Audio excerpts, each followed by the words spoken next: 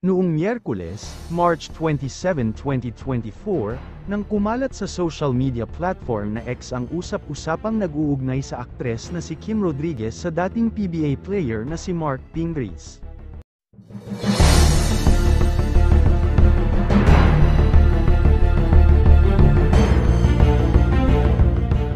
Ito ay matapos mapansin ng netizens ang mga larawan kung saan makikita sina Kim at Mark na tila nasa iisang lugar lamang. Bagamat hindi magkasama sa pictures ay gumana ang mapaglarong isip ng ilan dahil sa parehong background nina Kim at Mark, dahilan para magsuspecha ang mga nakakita nito na marahil ay magkasama ang dalawa. May isang larawang kuha sa gas station kasama ang crew ng isang sikat na French fry stall. Pareho ring may kuha sina Kim at Mark sa harap ng tanyag na Sydney Opera House sa Sydney, Australia. Dahil sa mga larawang ito, marami ang naghinalang may namamagitan sa dalawa sa kabila ng pagiging pamilyadong tao ni Mark. Kasal si Mark sa dating aktres na si Danica Soto, biniyayaan ang kanilang pagsasama ng 3 anak. Nauna nang nagbigay ng pahayag si Mark at sinabi niya sa pamamagitan ng Instagram na walang namamagitan sa kanila ng aktres. Walang katotohanan ang mga lumalabas na balita tungkol sa amin ni Miss Kim Rodriguez, paliwanag ni Mark nung Huwebes, March 28. 2 beses daw silang nagkasama ni Kim sa basketball events, pero hanggang doon lang ang kanilang naging ugnayan. Salamat din sa nagpaabot ng concern, okay kami ng pamilya ko. Huwag na po tayo magpakalat ng mga balita na hindi totoo, sabi ni Mark.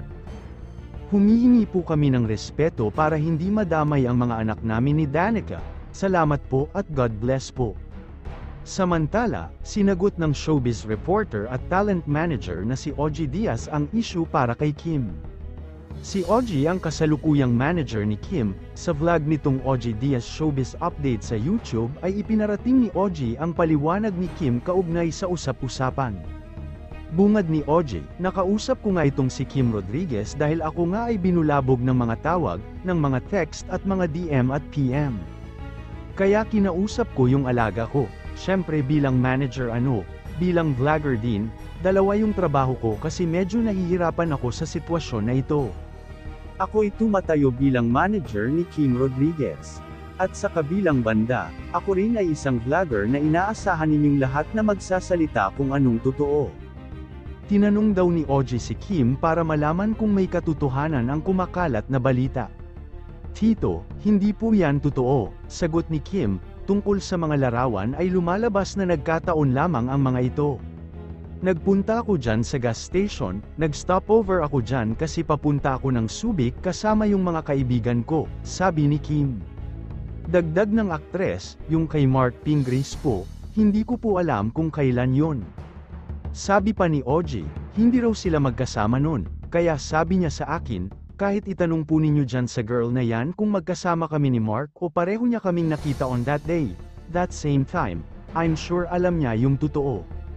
Tungkol naman sa kuha sa Opera House sa Sydney ay mariing sinabi ni Kim na may kasama siyang 2 kaibigan nung nagbakasyon siya sa Australia. Sabi sa akin ni Kim, anong pakialam ko kung may picture doon si Mark Pingris sa Opera House, ako rin merong picture. Karaniwang pasyalan ang Opera House at paboritong magpakuha ng larawan ng mga turista na background ang tanyag na landmark. Kung si Ogie raw ang tatanungin ay sasabihan niya si Kim na huwag pansinin ang balita.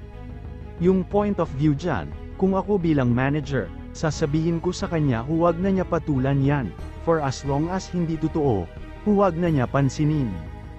Dagdag ni Ogie, kaya lang, as a vlogger at ako po'y inaasahan ninyo, kailangan kong magsalita rito, and syempre hindi naman para iangat si Kim kundi para kunin yung panig niya, diba? And yun yung sinabi niyang panig sa akin, hanggang dito na lang, ano ang masasabi mo sa balitang ito? Paki-comment sa ibaba. Huwag din kakalimutan mag-subscribe at i-click ang notification bell para updated ka palagi pag may bago tayong upload. Salamat!